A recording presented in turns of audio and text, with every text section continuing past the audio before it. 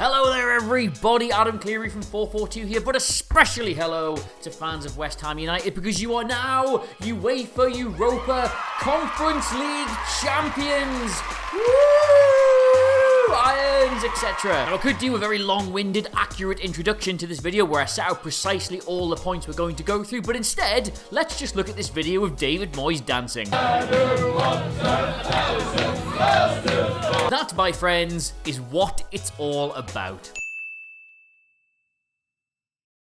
Alright, so obviously that's not what it's all about at all. It'll be a very, very short video, but it is, in my opinion, last night, all about David Moyes. Now, we are going to go through the game last night and talk about both teams and precisely what happened, but that won't take very long, will it, friends? Because there wasn't really a whole lot of football in that game of football, was there? It was kind of just vibes and also violence. But just to set my stall out here on this video, okay? Last night, West Ham United won the Conference League because of one decision David Moyes made almost a year ago that took the entire season to pay off. Like, ultimately, who gives a shit about any of this? You've just won your first major trophy in decades. Do tactics matter? Do formations matter? Do patterns of play matter? Absolutely not. But everyone's saying what a lovely moment this is for David Moyes and how happy they are for him. But no, I want him to get the credit he deserves for making this happen.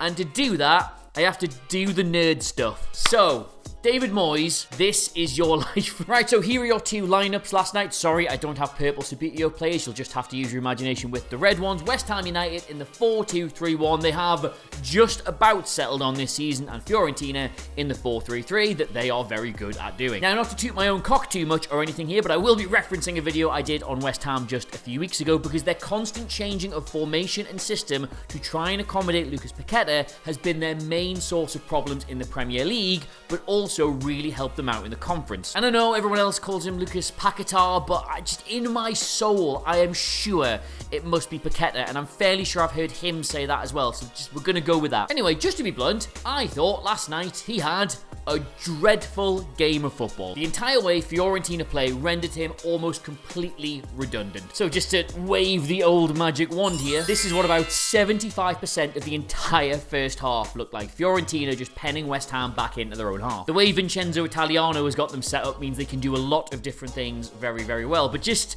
while I'm here, can you believe he's an Italian manager called Vincenzo Italiano? Just to steal a joke verbatim from 442's Connor Pope, can you imagine if he was French and just called Pierre Lafrance? I'm a grown man. Anyway, one of the things he really likes to do is Arambat will drop from the midfield, either between, behind, or just in front of the two centre-backs to allow the three of them to get a little passing triangle going. Now, the vast majority of teams will only be able to press these three players with one or two other players, like West Ham last night. They only had Antonio and Paqueta in that sort of area. And what that will give you, if you are three players being pressed by two, is an overload. Doesn't matter which one they go to, you're always going to have a man spare as they chase the ball around, and that allows them to get either Arambat ideally, or sometimes Milenkovic, because he can do it as well, the ball in space to hit a long diagonal to bypass the midfield entirely and go into the wide areas. We saw this a lot last night. Pretty much every single time Arambat got on the ball, he was hitting a long diagonal into Gonzalez, who would either go as wide as he possibly could to try and get a bit of space so he could win the ball and take on Emerson, or he would go and sit on him and try and win a knockdown instead. This is something Fiorentina do all the time, and David Moyes even spoke in the build-up of having a real selection headache over his fullbacks because he wanted to still have an attacking impetus, but he did want a guard against this. Regardless, though, it was a good selection because Emerson had quite a good game in this role. He didn't give Gonzalez too much free rein in that position, but it is noticeable that the two times that Gonzalez did receive the ball well in that area, the first time, it's what led to the equaliser, and the second time, just a few minutes later, Fiorentina should have scored from. Now, here's the thing.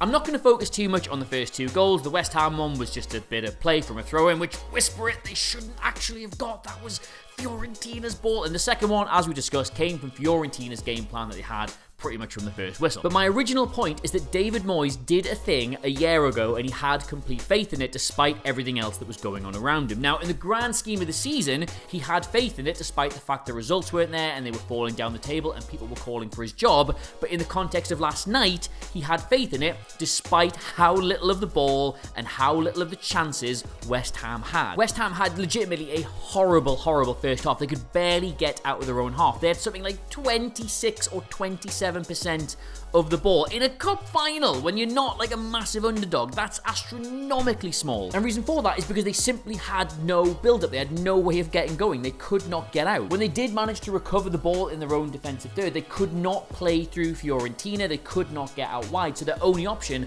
was to bypass their own midfield entirely and try and hit Michail Antonio, which they did do, but Antonio just could not make the ball stick in this area. There was an example about halfway through the first half. West Ham recover the ball here. They go straight into Antonio, but he is pounced upon by the Fiorentina team. He loses the ball, and Fiorentina nearly then create a really good chance in the transition. But at the very beating heart of everything that was not going right for West Ham was this man, Lucas Paqueta. Sometimes he would drop a little deeper to try and help defend, but there wasn't really a player in this area for him to pick up, so he was kind of just wandering aimlessly. Sometimes he was just going alongside Antonio and giving West Ham like a flat 4-4-2 out of possession, but he doesn't press the same way Antonio does, so he was kind of just lackadaisically chasing the ball around, getting passed around, and when West Ham did get the ball back, that first ball out of defence wasn't to him, it was to Antonio, who wasn't holding up the ball, so he couldn't even get him involved. Wherever he went, whatever he did in that first half, there was no viable use for him. He received the ball less than any other West Ham player. But again, David Moyes had faith in what he was trying to do. He had a very specific reason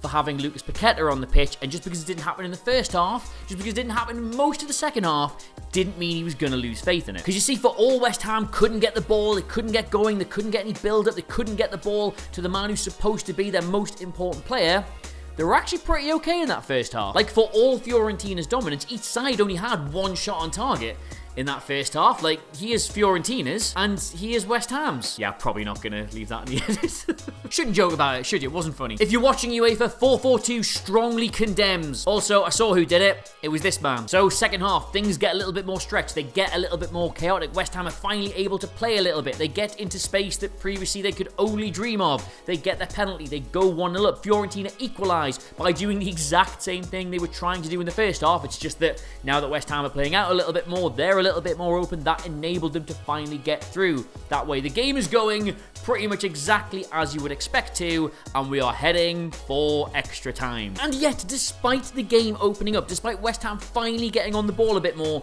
Lucas Paqueta is still completely ineffective. He completes 16 passes across the entire game, but David Moyes keeps him on the pitch because he did not bring him to West Ham United to make 100 passes in a game. He brought him here to make one. And this time last year, David Moyes took a long, hard look at his West Ham team, saw them as functional, as battling, as really well organised, and thought the one thing that's going to take us from here to the next level is additional quality. Not solid pros, not workhorses, not reliable players who'll never let you down.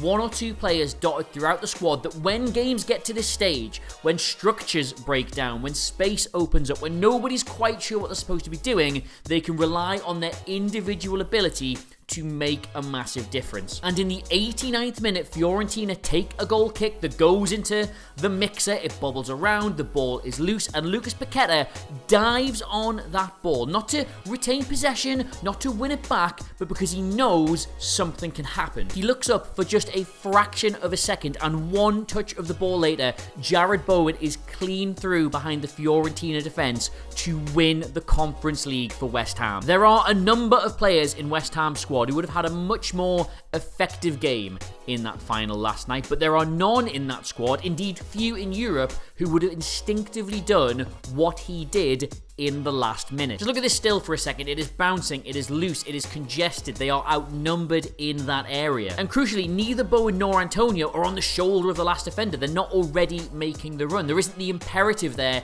to get on the ball and make the pass. But a player of that quality just knows their defense is high, we have pace. If I can get on that ball, I can kill them. And that is exactly what adding quality to your squad is all about. They might do bump kiss for 89 minutes prior to that, but if you can find a way to make that okay, to do the work around them, then they can do the things in these moments that other players can't. West Ham had an absolutely crap Premier League season because David Moyes just got rid of all the fundamentals and the things they knew they did well in favour of experimenting with systems and shapes and ideas that would get the most out of these quality players. And when it wasn't working and people were calling for him to be sacked, he didn't deviate from it. He kept his faith in what he was doing because he wasn't concerned about his short-term future as a manager. He was thinking about the long-term future of this as a team. Like, it might well have cost him his job, but he knew it would be leaving the squad in a better place for having done it. And there is simply nothing that sums up the West Ham United journey this season better than your best player is your worst performer, but stick with him and he will win you this game. Actually, no, what am I saying? That's not the thing that sums up West Ham season. It's the fact that Danny Dyer simultaneously got to experience the greatest moment in his adult life while listening to thousands of other men sing about the goal scorer shagging his daughter. Funny old game. Anyway, yes, that's it. West Ham United fans, once again, genuine, massive congratulations. I don't know why you're watching a tactics video the day after you've just won a major tournament, but I'm glad you are. You can get me on Twitter at Adam Cleary, CLERY, and get the entire 442 social spectrum at 442. In the meantime, though, if you are so inclined, the brand new issue of 442 is available now from all good retailers and the crap ones as well, and it's really, really good, even if I do say so myself, which you do. Goodbye. Declan Rice.